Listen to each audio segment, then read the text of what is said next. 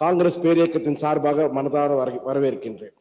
மாண்புமிகு முதலமைச்சர் இந்த அருமையான தீர்மானத்தை ரமலான் மாதத்தில் கொண்டு வந்திருக்கிறார். அதுவும் இந்த இந்திய திருநாட்டிற்கு சுதந்திரம் பெற்ற இரவு என்பது லைலத்துல் கதிர் இரவு, 27வது நோன்பன்று. இன்று அதே 27வது இரவு அன்று மாண்புமிகு முதலமைச்சர் இந்த தீர்மானத்தை கொண்டு வந்திருக்கிறார் என்றால், இறைவனிடம் இந்த நேரத்தில் எந்த துவா கேட்டாலும் கபூலாகும் என்பார்கள். இந்த முதலமைச்சருக்கு அனைத்து இந்திய இஸ்லாமியர்களும் இன்று துவா கேட்பார்கள். மிகப்பெரிய வெற்றி இந்த முதலமைச்சரை காத்திருக்கிறது என்பதை நான் இந்த நேரத்தில் கூற கடமைப்பட்டிருக்கின்றேன்.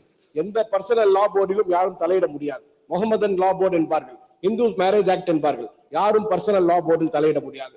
ஆர்டிகல் 26 வந்து இது முழு சுதந்திரத்தை இதில் தருகிறது. அப்ப அம்பேத்கர் எழுதிய அந்த சட்டத்தையே இவர்கள் போட்டி போட்டு பார்க்கிறார்கள் என்பதுதான் இந்த பாஜகவின் நிலைமை.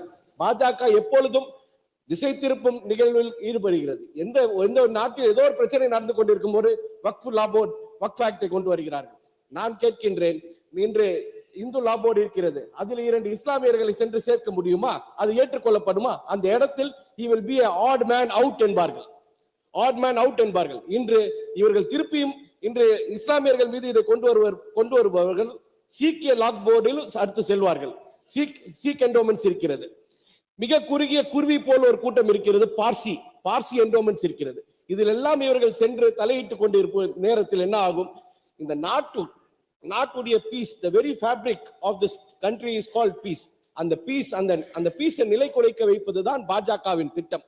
இந்த நாடு நிம்மதியாக இருக்கக்கூடாது, சீர்குலைந்து இருக்க வேண்டும், நாட்டை திசை திருப்ப வேண்டும், நாட்டு மக்களுக்கு எந்த நல்லதும் நடந்துவிடக் கூடாது, நல்லது நடந்து விடாமல் மதத்தின் பெயரால் ஆட்சி செய்ய வேண்டும், மதத்தின் பெயரால் உணவு உண்ட வேண்டும் என்றால் அப்பேற்பட்ட நாட்டில் இந்த பாஜக அரசாங்கத்திற்கு நம்முடைய மக்கள் சரியான தீர்வை தர வேண்டும். இன்றைய நேரத்தில் நேரடியான கூட்டணிகள், மறைமுகமான கூட்டணிகள் பாஜகவோடு வைத்திருக்கிறார்கள், அதை பத்தி பிரச்சனை இல்லை. ஆனால் பாஜகவோடு இருப்பது என்பது இந்த தமிழ்நாட்டுடைய நல்ல அம்சத்தையே கெடுத்துவிடும். இந்த தமிழ்நாடு ஒரு அமைதி பூங்கா, அமைதியான பூமி. இந்த அமைதியான பூமி என்றுமே அமைதியாக நிலை நாட்டோடு இருக்க வேண்டும்.